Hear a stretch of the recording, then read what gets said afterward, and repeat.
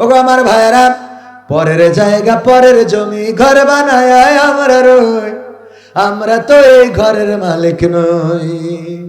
পরের জায়গা পরের জমি ঘর বানায় আমি রই, আমি তো সেই ঘরের মালিক নই। ও সেই ঘরখানা যার জমিদারি,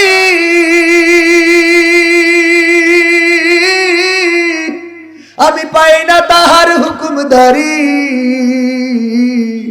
ও সেই ঘরখানা যার জমিদারি, আমি পাই না তাহার হুকুমদারি।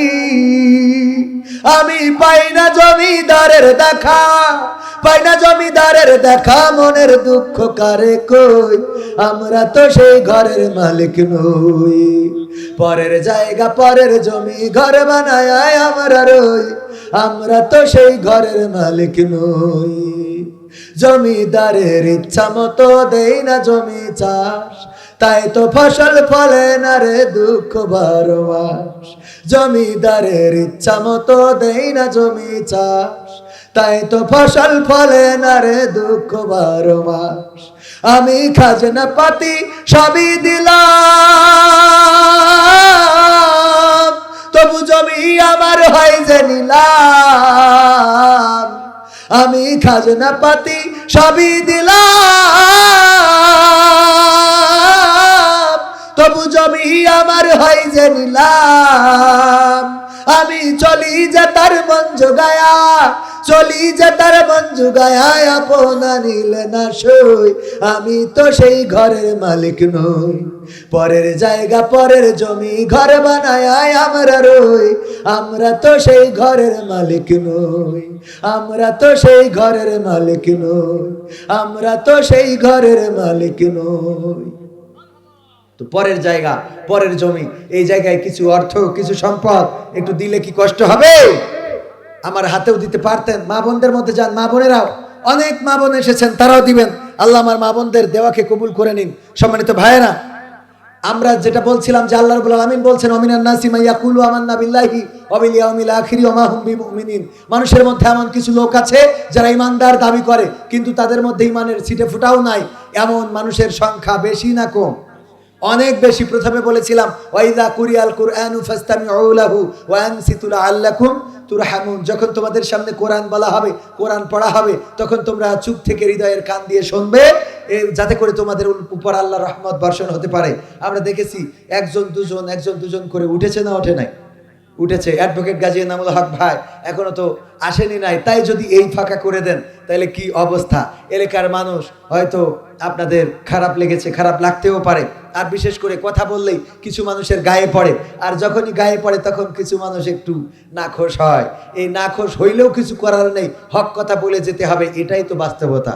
যদি জামাতে ইসলাম ক্ষমতায় আসে আর কোরআনের আইন যদি কায়েম না করে, তাইলে আমরা যখন হক কথা বলবো তখন জামাতের বিরুদ্ধে লেগে যাবে না? যাবে না?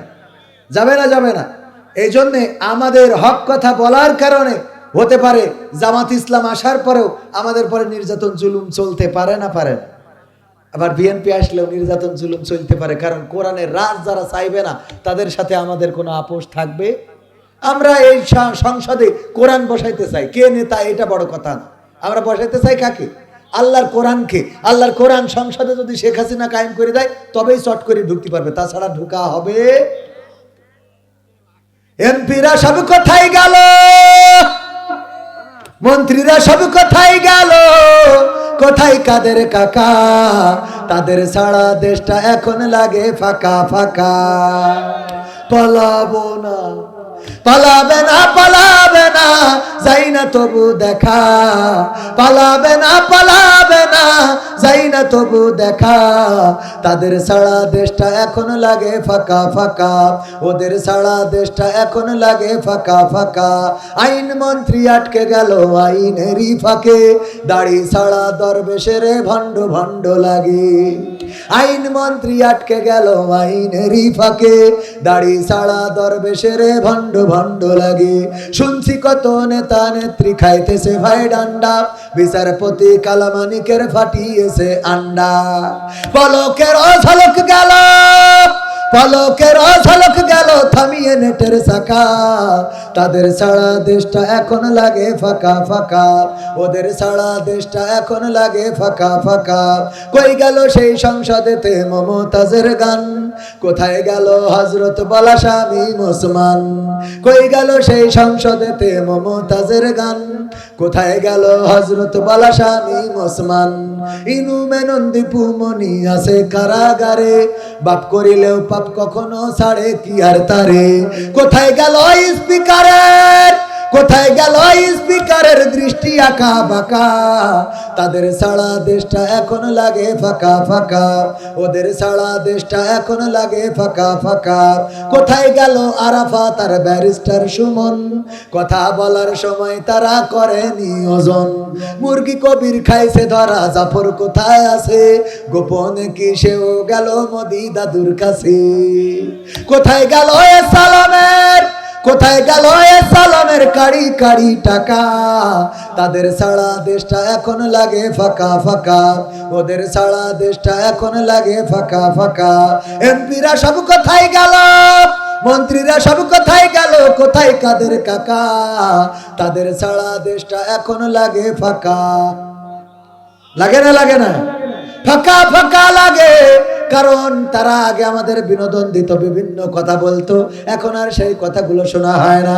আগে বলতো কেমন করে কুমড়ো দিয়ে বেগুনি বানানো যায়, কেমন করে কাঁচামরিচ শুকিয়ে রাখা যায়, কেমন করে পেঁয়াজ ছাড়া রান্না করা যায়, কেমন করে কাঁঠাল দিয়ে বার্গার বানানো যায়, কেমন করে গোশতের অভাব কাঁঠাল দিয়ে প্রণ করা লাগে। তারপরে আবার বলতো এই মোবাইল কে দিয়েছে, ঠিক না বেঠে? এইগুলো কি এখন শোনা যায়? না, শোনা যায় না। অথচ চায়ের দোকানে দেখা যায়, অনেকে বলে আবার দেখা হবে, খেলা হবে। এত বড় বড় মালদার পার্টি, তারা সংসার ধরে পালিয়ে গেল, আর 3 টাকার বিড়িখোর দোকানে বসে বলে আবার দেখা হবে, ঠিক না বেঠে? তোর মাথায় তো লজ্জা হবে না, আগেই বললাম লজ্জা হবে।